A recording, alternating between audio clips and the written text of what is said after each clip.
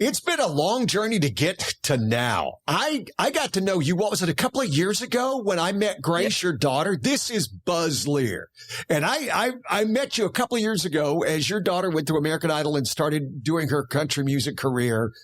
And I'll be honest, I remember the first time you came in the studio, I'm like, I kind of hate you because, damn, look at all that hair. Look at all that hair, Gary. I do have my hair. I'm very fortunate. I've got the good genes with the hair, you know. Well, all of your kids have the good genes. Let's see. I'm going to try to play a little bit of a Grace song. Oh, that was... Somebody's gotta be the wrong before the right. Somebody's gotta be the last time you say goodbye. No, we didn't have it all, but we had a good run. Somebody's gotta be the one before the one. That is Buzz's daughter, Grace Leer. You saw her on American Idol, and she's an amazing singer. And she's where I worked. KRTY when it was on the radio, but now it's a stream, KRTY.com. We've been following her journey as she goes through what she's doing and building this career, which she's been spectacular. As I told her, it's going to take a while, right? Yeah. And it's doing that. And it's funny because you're starting a new career and you're learning, even at this age, it's going to take a while. Yeah, Gary, you know, we,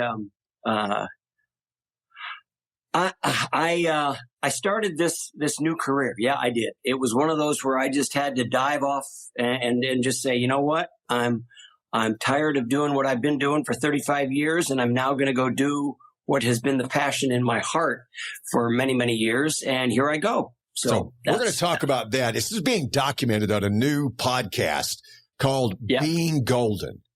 And we're going to, and I've listened to all the episodes. They only released 3 as we record this, right? So they've only released 3 and we're going to talk about it, but we have certain things to actually get into. But before we go down that road, Buzz, I have always been fascinated by this journey, right? So, and it comes out in the podcast that you wanted to do acting, but then you started to have a family. Yep. And then you had to go, okay, well, acting's fun, but it ain't feeding nobody. That's that's exactly the answer to that. You know, I met my wife and, we started having babies, and it was even before we started having the babies. It was like, well, now I'm married and I kind of have to get a more responsible job. And, I just fell into sales and marketing, which, to be honest, sales and acting are not that different. They really aren't. It's, I used a lot of my acting skills because my college degree is in acting and directing, and I used those skills to be a salesperson, and it worked out, and we started raising babies, and that's what we had. Where did you, I'll be honest with you. I got a partial scholarship, a drama scholarship to the University. Oh, wow. That's great. To the University of Tennessee. I did not go, right? I didn't go because I couldn't afford the school. Hey, hashtag to people who go to schools you can't afford. Don't do that. Right. Don't do that.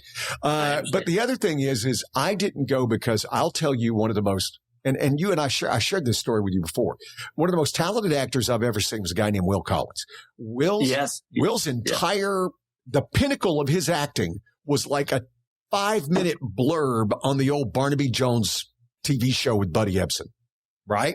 That's okay. And I sat back and said, if Will Collins can't make it, and I had no courage. I had no courage to even major in it. How did you, because I still think, and I have so much respect for people who major in drama. And I'll tell you right now, both of my kids, I have a 10 and a 12-year-old. My 12-year-old's a better singer than I've ever hoped to be. And he understands acting, and my 10-year-old has a stage presence that just can't be denied.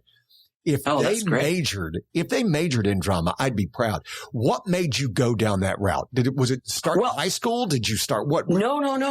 Here's the deal. I never had anything to do with a stage at all the way through high school. I was in a rock and roll band. You know, a lot of us in the 60s were in rock and roll bands. So I was in a rock and roll band. I was a drummer. So that was my only performing type thing I did. I went to college. I actually went to college to be a teacher. I thought I was going to go into education. And in my freshman year, this is the story. In my freshman year, I had to take a humanities class. You know, one of those big humanities classes where you sit there with 100 other people in the lecture hall. Yeah. Well, the guy that was teaching the class was this Dr. McCaffrey. I'll never forget the name. And we had a project. He offered us a project. And one project was to do this paper, which I was never a great student, much less to do papers. And the other one was we could audition for this show that he was directing. It was like, oh, well, I'm going to do that. That's a lot easier than writing a paper. So I auditioned for this show, which was it was a Moliere spoof kind of on a doctor in spite of himself. And it was a lot of fun. And I got in the show, and I actually got a fairly decent role. And once I did that, I just never looked back. It was just like, wow, this is actually what I want to do. I want to be up here on stage, and I want to do this. So I jumped into the theater program, and that's what I did. And then I ended up getting my Bachelor of Fine Arts degree in acting and directing. And I just never looked back on it. It was what was the original major? My original major was speech and education. That was my original degree, thoughts anyway. You know, but you listen, when I went to college, and I went to the University of North Dakota in Grand Forks, North Dakota, and you know, we were the Fighting Sioux, which are no longer the Fighting Sioux because you can't be called the Sioux. Mm-hmm. They are the Fighting Hawks now. But I went to school there, and it was a big hockey school. I mean, in my 4 years there, I think we won the national title in hockey 3 out of 4 years that I was there. So it was a big hockey school. We were up there in the frozen tundra of North Dakota. I mean, you know. North Dakota is one of those states, and I don't figure out how they get a population, because I can see if you get there in the spring and you go, well, this is nice as you go through the summer. After the first winter, you go, peace, I'm out. Yeah, I mean, it really was. I mean, there were days when walking across that campus, I'll never forget, walking across the campus, it would be with a wind chill. Now, that wind chill factor, there would be wind chill days where it would be 50 and 60 degrees below zero, Gary. Yes. One day, I'll never forget, I had some kind of a synthetic jacket on that I thought was pretty warm. The damn jacket froze. And I hit the jacket, and it broke. It like shattered into pieces. It was like, that's how cold it was outside. You know what they were really teaching you back at University of North Dakota? To get the hell out of North Dakota. That's what they were teaching. Yeah, exactly. I know. Yeah, listen, I even still, being an alumni from the University of North Dakota, I still follow a lot of the alumni things up there. And if I can give, I do give. But, you know, one of their biggest struggles at North Dakota, it's always been that way, is when they graduate, staying in North Dakota. You know, people don't do that. They go elsewhere. They just do. Now, you're originally from Minnesota, right? I am originally from Minnesota. Okay, so it's not like you weren't used to the cold. But you know, no. Minnesota's like, you go to North Dakota, you know, it's like how I'm from Alabama, and everybody thinks, oh, Alabama. Well, Alabama has somebody to look down on. It's called Mississippi. We go to Mississippi and go, damn. At least we ain't Mississippi, right? And I would think that's the same thing with North Dakota. You know, Minnesota goes North Dakota and goes, now this is the middle of flipping nowhere. The only thing about North Dakota is that it is just 100% pure flat. I mean, it is just as flat as you can possibly get.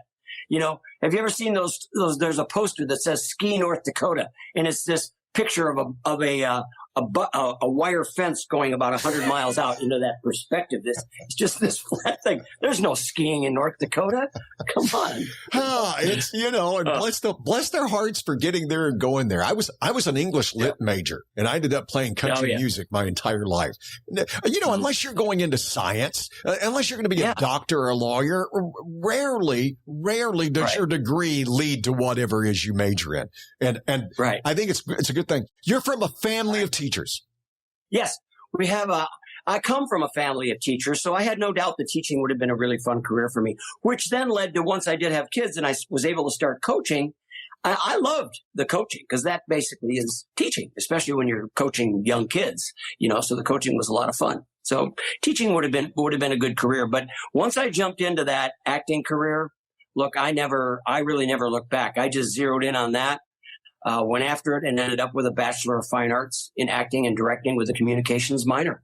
Those were my degrees. What was the last thing you acted in before life took over? Do you remember? Yeah, well, I was, once I graduated from college, then I went out and I did a bunch of theater in a lot of different places.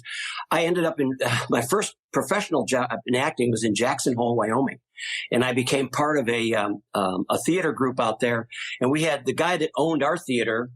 He actually came from KDKA-TV in Pittsburgh, where he was a big Pittsburgh guy, moved back to Jackson Hole, Wyoming, and he bought 2 theaters. One of the theaters was Dirty Jack's Wild West Theater, and the other was the Jackson Hole Opera House. And I was at Dirty Jack's Wild West Theater, and my first professional role was I was Buffalo Bill in Annie Get Your Gun. My hair was down at that time. This is the early 70s, remember? Mm-hmm. So my hair was like down to here. So I was like the perfect Buffalo Bill. I just had to grow a little bit of a mustache. So that was my first job, was Buffalo Bill in Annie Get Your Gun. And in those years at Dirty Jack's, we did 8 shows a week. We did a matinee on Wednesday. So we were doing 8 shows a week. And I got paid a grand total of about $50 a week to do that, and the housing so we got paid $50 and we got housing and food paid for. So it was really $50 of beer money. That's what I had at that time. Hey, back in the 70s, that ain't bad money. I mean, we sit back and think $50 a week, but in the 70s, that was comparable to any dang job you could get, maybe a little better. Oh yeah, it wasn't that bad. And then of course, with I got all my housing paid and all my food was paid because the theater had a restaurant, so we all got to eat at the restaurant at the theater. So that's what we did. Yeah. And it was just, those times, and I was in Jackson Hole. That would be my summer job. Was I would go to Jackson Hole, then I would go back to Minneapolis, and there was a dinner theater there called the Chanhassen Dinner Theater, and I was in a couple of shows out there over those years. So that's kind of what I did. I would balance my time between being in live theater in Minneapolis and being in live theater in Jackson Hole, Wyoming. That was my life. It has been such a fascinating journey. And like I said, one of the reasons I'm talking to Buzz is because of the podcast Being Golden, yes. Which is, as far as, like I said, I've listened to the first 3 episodes, right? And there's 4 of you kind of that I know of. There's Henri, yes. There's Emily, Elise, yeah. Elise, and there's starts with the J. It's not Janice, because Janice was the one. Gloria. Yeah. We'll talk about Janice. Don't worry. We'll get there. Right. And Gloria and you, and explain to me the process, because this was like an acting job, you were saying. I mean, this was a complicated thing. This is not me in my home studio creating this. And that's the thing that I think that is so interesting about what Lemonada Media has done here. They launched this series called Being, which is just the Being series. And they launched the Being series in the spring of 22. So just recently in this spring, they launched the show called Being Trans. Mm-hmm. And they followed 4 transgender people around LA and did a similar podcast. And that was extremely successful. So we are season 2 of the Being series. Where that's going, I don't know. But for the easiest way to explain it, now I have had to explain this a lot because it is a new format in podcasting. Mm-hmm. Gary, your show, you do, like, here we are, here I am sitting here and you're in your studio and we're going back and forth on question and answer in that route. This is this is audio meets reality TV, quote unquote, which is an extremely rare concept in podcasting. In fact, I think they're probably the first people that have done this. I never heard anything like it. It's not like the true crime things where you have people sitting around talking about that, or even the scripted drama. This is unscripted with multiple players and walking around with, I would assume, a crew that was. Yeah, no, this is exact. Being an actor, and I've been in a lot of TV commercials. I've done a lot of film. I've done a lot of TV shows. Where you got the film crew, you got the camera guy, the sound guy, all these people. This is recording. So we had a sound guy with a box, a couple of producers, and a PA that followed me around. That's what it was. And they literally would come to my house. They went to my doctor's appointments. They came on set during a couple of films and commercials I did. They followed me through some auditions. They went to my doctor's appointments. They went on my dates. You can just well imagine, and that's what I know we're probably going to talk about, because that probably intrigued the ever-loving out of you when, but just imagine this, trying to ask somebody out on a date and go, oh, hey, would you like to go out? And they go, oh, yeah, sure, let's go out. Where do you want to go? I go, well, we're going to go here and here and here. But there's one little thing that I got to tell you. You're going to have a microphone on, and there's going to be 3 people following us around the whole date. Can you live with that? oh yeah, we're certainly going to talk about that. I mean, because I've got thoughts. But that's where you've got to kind of wrap your head around this concept of what the Being series is all about, because it really is. You just have to try to put that visual of reality TV and audio broadcasting and put those two together, and that's what you've got. That's why the feedback that I've gotten from my friends and relatives and neighbors have seen this or listened to it already, they're like, holy cow, I certainly didn't expect this. This is very compelling. This is really fun to listen to you guys. You're getting into the down and dirty and talking about really vulnerable things in your life and all these things in it. And it does come out that way. And that's what's so interesting about it. And it was really just like I had this crew following me around 3 and 4 days a week for 4 months. That's what we did. Wow. That would be unnerving. But I'm sure I've talked to many people. I've talked to so many people who've been on like The Amazing Race and Survivor. And right. to every one of them says it's amazing how quickly the people disappear. It's amazing how you just literally, it goes, it's almost, you feel bad because it becomes a dehumanizing thing for the people. And you realize you're not doing it on purpose, but it's the only way your brain can allow it to happen, because otherwise you're always going to be going, hey, let me talk to you. Let me make sure you're okay. Which of course your crew is like, no, Yeah. So it's like this weird dehumanizing thing that you really have to, it's hard for people to make that switch, to get to that side, to go, listen, they're doing their job and I'm going to try to live my life and they're just going to do their job. Right. And that was where I kind of had to finally get to, because I was kind of used to I'm never used to it, but being on camera, to where it's like, camera rolling, sound rolling, and action. And you go for the action. Well, this was not that at all. I think it probably only took me a couple of days, 3 days to go the same route you were just saying, Gary, which is I just forgot they were there. It was like, you know what? I'm in this meeting, or I'm at this doctor's appointment, or I'm on this set, or I'm on a date, and I'm just going to talk the way I would always talk when I'm in that situation. I'm not going to try to be anybody that I'm not. And even though I could find myself at moments going there, trying to think, basically, it would be, what do they want to hear versus what should I really be saying? What's coming from my heart versus what's coming from my head. And if I kept it in my heart, that's when the most real things came through on audio. How you were telling me, we and I talked, there was a process. They didn't just see you, at Schwab's drugstore having a malt and discover you, right? No. They did not. The process was, the process of the casting was pretty similar to most castings that I've been through.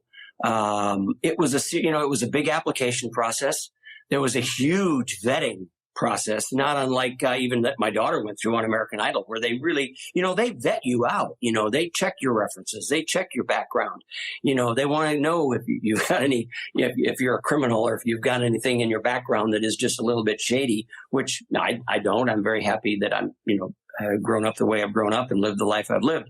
But it was a process, and we had to even go through a couple of psychological conversations with people just to make sure that you got your head on straight, and that everything is okay, and that your health is good, and that this is good, and that that's good, and that your references check out. So it was a little bit of a process, and several at that point, because this was back in the spring again, but like we do a lot of Zoom, so this was a lot of Zoom interviews. with the producers and the executive producers. And then how that process ended on their end, I don't know. All I know is that one day I got that call that said, "Hey, we want to cast you in this series." And so that's it. I will tell you, and not because you're with me and because I know you, I will tell you that your storyline is the most compelling. And I will also tell you that it's sometimes the most uncomfortable. And I don't mean that as a negative comment.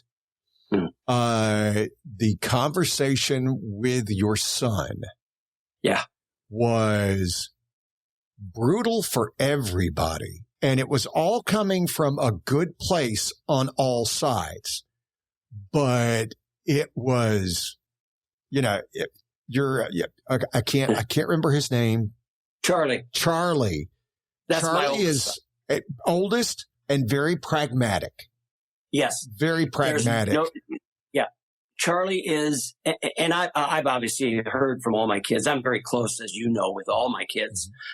Charlie being my oldest. I'll put Charlie's my oldest. Chris is my number 2. Anna's the number 3, and Grace is the baby. So those are my kids. And the only 2 that will show up on the podcast are my older son, Charlie, and Grace. The other 2 this was not their thing. So no big deal. But with Charlie, he and I have always had that kind of a relationship. He has seen me through my best of times and my worst of times, and has always been that one on the outside he has always challenged me. And some of those challenges are extremely hard, but I love him so much for it because some of his challenges are very real. And he has made me sit up and think a couple of times about things that I'm doing in my past. This current venture that I'm on, I think that he is much more, he's coming from a place of peace and wanting to say, "Dad, you're an older guy. Can't you just start to relax and calm down?" Well, it's at that point that I challenge him to say no, because that's not anything that I would ever do. And if you know me growing up, you know that I don't slow down. I just keep moving as quickly as I can. I just do feel that if it's at that moment that you do stop moving, that's when you die. I think. I remember Charlie and I used to have, he was a big gamer. He still is a gamer, but he was a big gamer when he was a kid. And I never understood those video games. I still don't understand playing all those video games. Like, I don't know where you stand on that, but it's like, whatever. So I remember he goes, "Dad, you want to play this game?" He's like 12, 13 years old. We're playing this video game. And he's just, every time I would try to move, he's killing me. It's like, boom, boom. I'm like, "Well, this is sure fun, Charlie." He goes, and he said to me at that time, I said, "Charlie, what is going on here?" He goes, "Dad, if you want to live, you've got to keep on moving." And I said, "Okay, there's the answer right there." Right. And I've reminded him of that day many times. I said, "You're the one that told me if I want to live, I got to keep on moving." Yes, it was related to a video game, but I don't know that it's that much different in my brain today. Is that I'm not one that is, and I've said this before too. People go, "Oh, are you going to retire?" No, I'm never going to retire. I don't even know what that is. Not just from an economic side, because I can't afford to retire, but 2, it's, I don't know what I would do. I really don't. I look at my life as being a series of chapters in a book. And this chapter that I'm writing is probably going to be the most explosive and most fun chapter I've ever had in my entire life, other than the chapters where I get to raise all my kids during those years. But, I don't know. I love him to death. He does keep me on the straight and narrow a lot of days.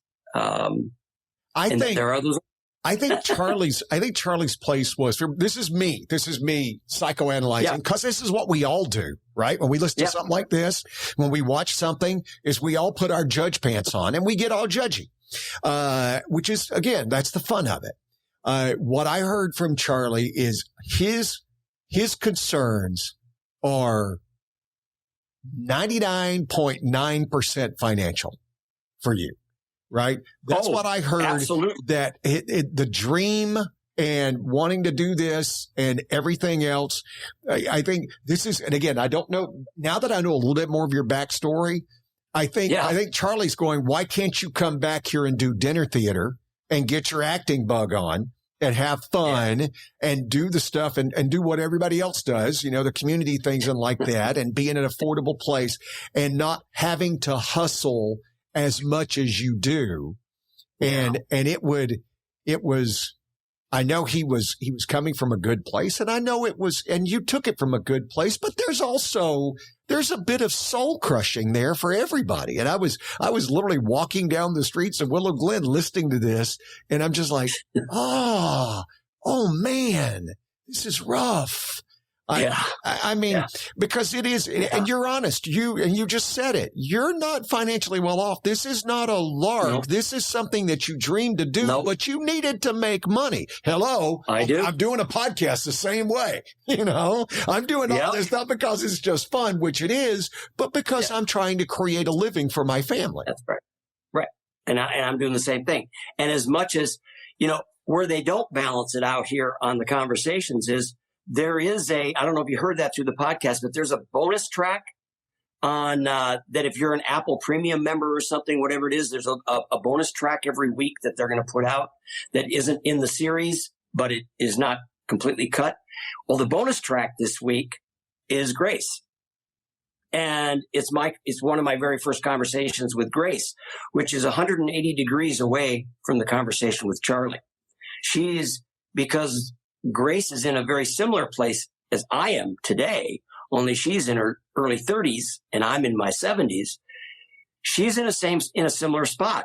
She's trying to make her way in the music world. She's trying to make her way. She struggles every single day. She's not making a huge living right now until things start to take off. And that's going to take a while. And she, more than any of my other kids, can relate completely to what I'm doing. And she and I had a conversation that is on that bonus track that if you don't get it, I'll send it to you. But she says to me, Dad, just keep it, hang in there. Keep doing what you're doing. You're doing it. It's that she gave me the cheerleader version of the principal version that Charlie gives me, that school principal giving me my little bit of you better watch out. Well, and you're blessed to have both. I mean, I'm a youngest. That's what I was just going to say. Yeah, I'm a youngest child. We get to be dreamers, right? Yeah. And as I always tell my oldest sister, because I'm an oops baby, I'm 20 years younger than her, right? But the cool thing is, man, I always say I'm a great kid. You know why? Because the time my mother got to me, she had nailed it. She had the parenting thing down. Like my version of mom is so different than yours, because I say this to my sisters, that you guys were she was still figuring it all out. She was still trying to build things. By the time she got to me, I'm like, that's a chef cooking his 10,000th meal right there. And the same thing, right? So Grace has more of that. You and your wife had figured out how to do it, but Charlie had to grow up with the struggles that you both were doing. That was how he was raised. Where, there's no doubt. There's no doubt. And and we're divorced. I mean, my ex-wife and I, it's my ex-wife. So he grew up with, living most of his life with his mom. I mean, I was out there traveling around doing my selling thing, doing what I did and jumping around the country while the stability was coming, that home stability was coming from Christy. But we both knew that going into the divorce together, that's the way it was going to be. And she did a fantastic job, raising these kids. And we both did with our own roles that we had. We were very clear on what those roles were going to be. And that's what made it work. So, we are going to come back and talk dating. We're going to talk Janice. Oh boy. All right. We're going to talk all the people in the Being Golden podcast. We're going to take a quick break. We'll be back with more on Here's What We Know with Buzz Leer. It's time to think differently when it comes to your parties, meetings, and groups. The catering from Havana Cuba restaurant in downtown San Jose. Instead of the same old, how about the most delicious Cuban sandwich you've ever had? You're tired of fries? Plantains, my friends, they'll change your world. And here's something you didn't know. Havana Cuba was voted one of the top 10 tamales in the entire South Bay. They have vegan, vegetarian, and gluten-free options, and their website is 998cuba.com. They're located at 387 South 1st Street Street in downtown San Jose. It's Havana, Cuba. Okay, so let's get back to being golden. And we hear you. I told you there's a couple of things that are going on that are very personal. As you said, you're very upfront about your health. I had no idea you had a heart attack. Yeah, how about that, huh? When did that happen? Tell me about that. Oh my gosh! Well, the heart attack. Yeah, it was one of those things. You know, I've always been, well, not always, but I'm saying the last 15 years I've been a very big runner. I took up running, fairly late, which probably saved my knees, but I took up running in my mid 50s, and I had a great time, and I became, really almost obsessed with running. It got to be a point where I was like crazy about it. But for the last 10 years, I run over 1,000 miles a year and ran a lot of races, and that was just my lifestyle, and it kept me healthy and it kept me moving. Well, a couple of years ago, in December of 2020. I had, that year I'd done the same thing. I'd run 1,000 miles that year going into Christmas time, and everything felt pretty good. I felt good. I had just had my yearly checkup in early December with my doctor. And my son and I in Chicago, I was living there, and we went for a run the day after Christmas. And we said, hey, let's go do a 10K around this lake. I was like, okay. So we start out, and I was struggling with the run in the first mile. But I never liked the first mile. I don't think any runner likes the first mile. But I'm going through that first mile, and I'm having a particularly hard time thinking, are we on a bigger incline than I think this is? Or why am I struggling with my breath? And why can't I get it?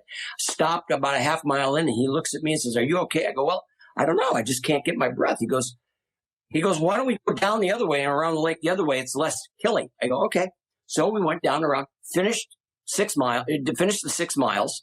And, but I had been breathing pretty hard and a little slower than normal. But I thought, it was the prime rib from Christmas Day, or it was I'm making all kinds of, we all justify it in our own way in our head. Well, I didn't think anything of it. I went home that night. He took me back into Chicago to my apartment. I went to bed that night, and by God, Gary, I woke up at 6 o'clock in the morning, and it felt like there was an elephant sitting on my chest. This is on the 27th of December of 2020. And I wake up and I'm like, what? So I go out like any other person and I start Googling it, right? What does it mean when an elephant is sitting on your chest in the morning? It's like heart attack, and all these things. And I'm checking all these boxes going, wow. So I'm thinking, well, who do I call? It's 6 o'clock in the morning. I don't want to wake anybody up. But then I think, oh, my neighbor, my friend across the street, Pam, she's a nurse. So I call her. She goes, talks me through a couple things. She goes, you're having a heart attack. You better call an ambulance. I go, I don't want to call an ambulance. There's 300 people in this building. I don't want to wake everybody up. So she goes, well, then go down and get in an Uber. So I call an Uber. I'm having this heart attack. I call an Uber. This is literally it. Uber shows up. I'm only a mile away from Northwestern Hospital in downtown Chicago. So I was in a good spot. But I also freaked out because I didn't want to go to the hospital. If I go to the emergency room, there's going to be all these COVID people sitting around, right? So I'm like, this is the middle of COVID. I'm like, oh no. So I show up at the hospital. They take me right in there. They put me in the back. They hook me up. This doctor comes in and he goes, you are in the middle of a heart attack. You're in the right spot. Hang in there. And I just laid there. And I'm like, what? And so it took him about 2 more hours to finally get this thing settled down. But I went through the majority of the heart attack, fortunately, laying in the emergency room at Northwestern Hospital. So then they wheel me upstairs and they go through all this checking thing. The next day, they throw me right into surgery and they throw a stent in my heart. Is what they did the next day. Yeah. But there's a little side story to that. I always talk about my kids and I'm bragging about my kids, and I get into this is a little side story that you may enjoy. So, and it gets me kind of emotional, but nonetheless, I had talked about Grace and, hey guys, listen to her music and da-da-da-da. They wheel me in to the operating room. You're buck naked and they flip you up on the table up there and they got stuff going on. The doctor goes, what kind of music do you like? And I go, well, I like country music. He goes, because I'm going to be awake during this whole procedure. I'm only going to be kind of out, but awake. And he goes, because they put this thing in your arm and it goes in this, they put the stent in. So I start going out a little bit and I'm kind of fading and all of a sudden the music is playing. All of a sudden the music stops and the next music that comes on, what do you think it is? My daughter's music. And this doctor and those nurses had found Grace's music, and it's playing on those speakers while I'm getting this heart procedure. That's cool. Man, I got to tell you what, man, it just, I didn't, it was hard. But it was a wonderful experience. And it was just like, wow, what better than that? They're fixing my heart, and I get to listen to Grace while they're doing it, you know? So that was a pretty cool moment. Now that you're But they put a stent in. Yeah. So they put a stent in. A month later, I'm on the treadmill going to rehab, have another incident. They throw me back on the table and they put 2 more stents in. This is in January of 21. So then, and everything's fine. Everything's going great. And then by December of 21, a few days after that, I go to the doctor the first part of January, and he says, we got to do this again. And they put in a 4th stent, all within about a year and a half. So I now have 4 pieces of metal in my heart, but I'm doing great. Was there, because it's terrifying, because you are terrifying. So physically fit and you don't carry an ounce of body weight. It's all genetics. Yeah. So it's total. In fact, I'll never forget the doctor walking into Northwestern. He looked at me and he goes, you do not look like you're supposed to be laying here with a heart attack, man. There's no way. He goes, but you're the kind of guy that has the genetics. He goes, every year during the Chicago Marathon, this is what he said to me directly. Every year during the Chicago Marathon, inevitably, we will have 2-3 guys walk through this door having a heart attack after they've run 26 miles.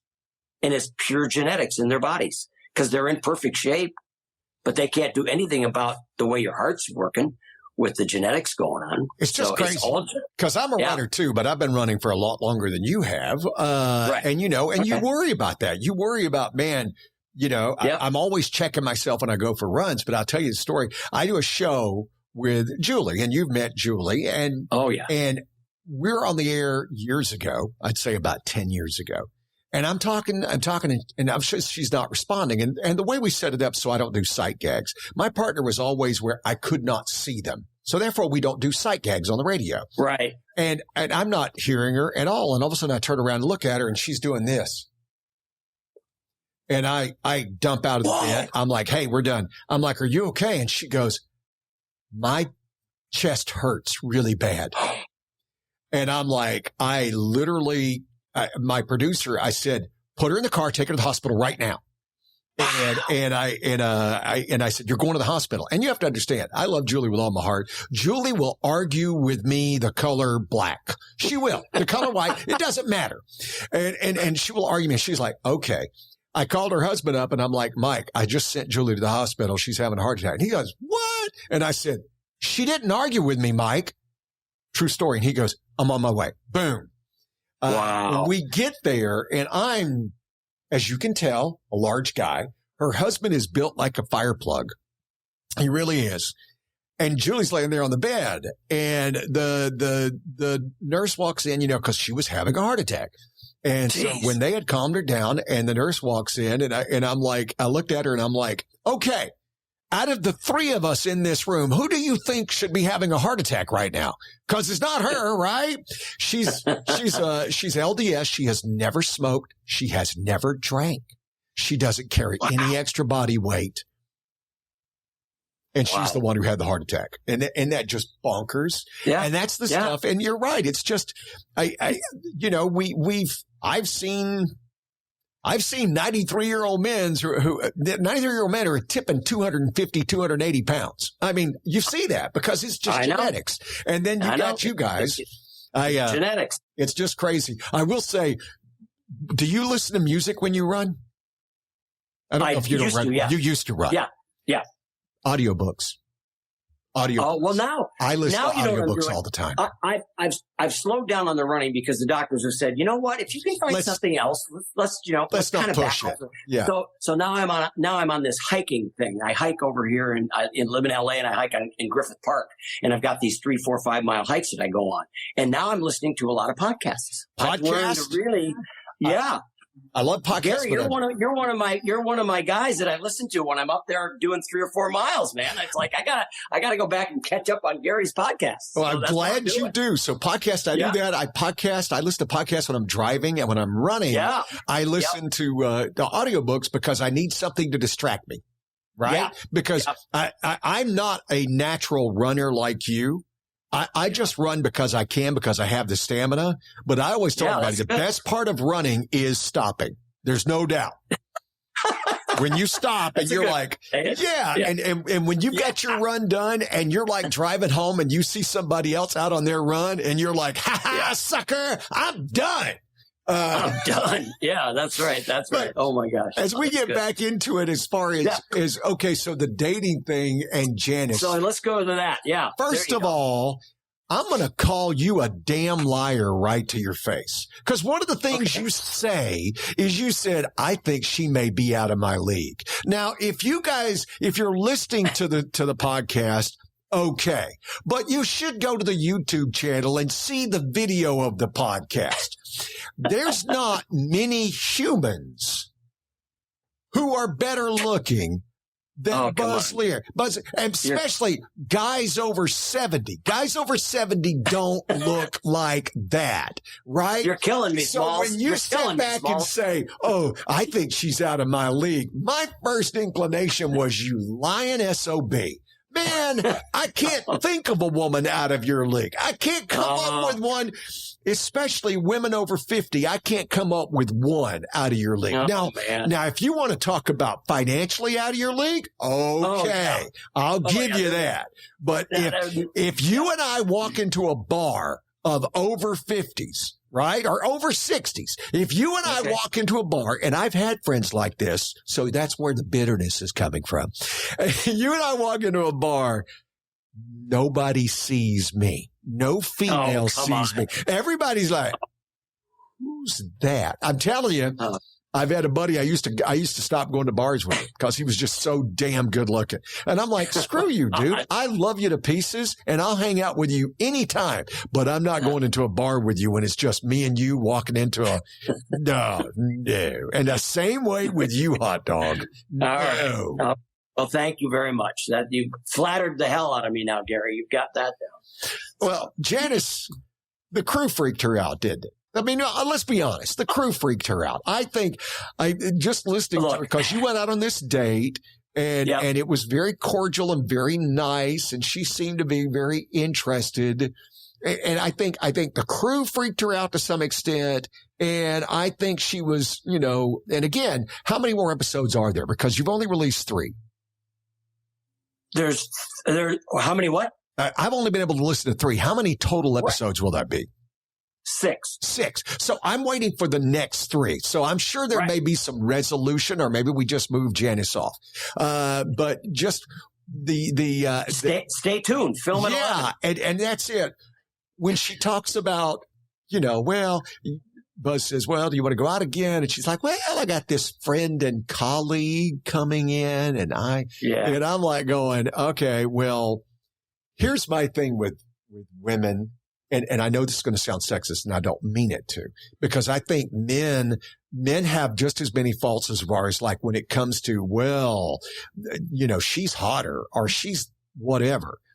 I think women are always open to a better offer, at least somewhere, maybe. And especially, of our generation. And I think you and I are of similar generations. Yeah. Is that they're open to the better offer. Wait. You got to understand also that with Janice, she and I had gone out on a coffee date, and the coffee date was very nice, and we enjoyed that together. And then we go to this tango lesson class, and that's the one that they recorded where and I got to tell you, for both of that was much more. They called it a dancing class. It was a workout class. When that guy started to throw us around the floor like that, I'm like, whoa, this is like crazy stuff. Yeah, it was. Plus, you got microphones, you got mics strapped onto your backs and up your shirt and in your collar, and you got the guy sitting in the corner and the producer in the other corner, and you got all these people with eyes on you while you're out there trying to do this. The best part is that's when you're grateful that there's no camera on you. It's like, this is great that it's just audio, but but it was actually really funny. Because I think there were some other funny moments that just did not get in there, which we were kind of laughing at each other going, really? But no, listen, Janice was a nice person, but as you know, I mean, not everybody's for everybody. And she and I are still friends. We still text from time to time. But would I ever pursue her as an ongoing partner? No. What's the situation with the old flame? The one who's your best friend? Is she film at 11? You'll have to wait and see. See, I figured, I'm reading between the lines and I'm just going, that one you're just going to have. Why in the world aren't you pursuing that one more? And I know it's the different locations and stuff, but you'll see. But I've known, that's that one conversation that is in these first 3 episodes with Deb. And it's a good conversation, and she's an incredible person. That's all I can tell you. Okay. Have you developed a relationship with Henri and Gloria and Elise? Yes. I have a tremendous relationship. Henri and Gloria and I spent more time together. We didn't spend a lot of time. Elise has a way different schedule than the 3 of us. And so it just worked out that way. Nothing other than our schedules worked out that the 3 of us spent more time together than spending time with Elise. I wish I'd spent a little bit more time with Elise, but didn't. I it's going to sound bad, but again, remember, we listen to reality podcasts so we can all judge. Yeah. All right. I find her, and maybe it's because I haven't heard from her as much, but I find her the coldest of the 4 of you. She's the one of these things are not like the other, right? She kind of, because you guys are open and honest and here's my faults. And, Henri has a child that she gave up for adoption and she's trying to get back into that. And Gloria's all in this. I'm going to tell the truth and it's going to be wonderful. And, but I don't like it when I tell people the truth. And then they hold me for telling the truth. It's like, well, you don't get to have it both ways, sweetheart. It just, but at least she's open and honest to doing that. Right. Elise is, and she's into beauty pageants. Right. Yep. And there's a facade there. And I don't think she ever, unlike you guys, it seems like you let the facade down a lot. I didn't get the feeling she let the facade down a lot. Is that fair? Gary, the other thing is that we only recorded together very few times. So it isn't like I got to know. But you've been listening, right? Didn't you listen to what? It? You listened to all of them. Of course I listen. So we're now no longer as a participant. Now you and I are just gossiping. Now you and I are just going, oh, did you hear that podcast? Yeah. But I hate to judge on somebody that I really don't know. I can't say that I heard it any differently than you did. I heard it the same way. I don't know either, Buzz. I know. So I heard it. I heard it the same way you heard it. But then again, I know Gloria and Henri a little bit more because it was more like the 3 of us spent time together. Elisa's schedule was always much busier than we were. But you also understand, she's a 60-year-old. She's a young punk kid. She's a baby. Yeah. She's a baby compared to no. Not that Henri's only. I think Henri's only 62 or 63. Yeah, she's 62. That's when she. Yeah, 62. Yeah, and Gloria and I are the 2 70-year-olds. We're the grizzly ones here. We're the ones that are down there. I can see that. I think. I look forward to. I'd love to hear a 10 or 15 minute conversation between you and Henri, right? Because I think you guys are the most open and empathetic, right? And what you're going through, I could totally see Henri going, I get that. And you as a father of 4 going, I cannot imagine giving a child up for adoption, even though she had wonderful thoughts. She was 19 years old. The baby's father was a drug addict. She was going to be in there and she was going to give this child a better life. Right. Yep. And you know, she already had a baby. She already had a baby. Yeah. Let's not forget that. She had a baby. Right. She's like, I can't take care of two. Right. And her story is just really heart-wrenching. Well, I think that once you get deeper into her story, it's going to get tougher. You know, she's one tough gal. You know, she grew up on the south side of Chicago. And as it turns out, what's really odd with Henri and I is that she and I have some common friends. She was an actress in Chicago for years. And we start comparing notes, and it's like, I know this guy and this guy and this person and that person. It's like, wow. And all of a sudden we start knowing the same people and worked in the same, you know, went to the same castings and went to the same places. So it's really, you know, kind of a cool thing that we got to share a lot of Chicago things. The only thing bad about Henri is she's a big Chicago Bears fan, which is stupid. But that's just, you know, that's her problem, not mine. Well, you know, we'll have to do this again where maybe we'll have you and Henri. Because like I said, I love the conversation, and I look forward to, and hello, note to the producers, if you haven't had Buzz and Henri have that conversation, maybe you ought to make that happen. Because I think they could bring out the best in each other. We do. Well, we do have a couple moments together coming up. You'll see. Yeah, but I'm just saying, let's go a little in depth on it. Let's not do 6 minutes. Let's do 10 to 12 minutes where, you know, maybe 15. I mean, I would be interested in hearing that and seeing how that goes. That'd be good. That would be good. My friend, I find it fascinating. I love your acting. I wanted to tell you because I watched your reels and stuff, and I think I agree with your agent. It's just a matter of time. You have a look that can't be replicated. I mean, you just have that look of, you know, you could be a CEO in an act. You could be the father we all wish we had. You know, you could be, I mean, there's the scientist, the insurance agent you did. I mean, there's just so many. And as someone in the acting world that I started off there's a look. And then if they find the look, then they go for the talent, right? In those situations. So you start out so ahead of the game with that, you know, and it's not just about your beauty and stuff. I'm just saying the look. You are able to present so many different looks.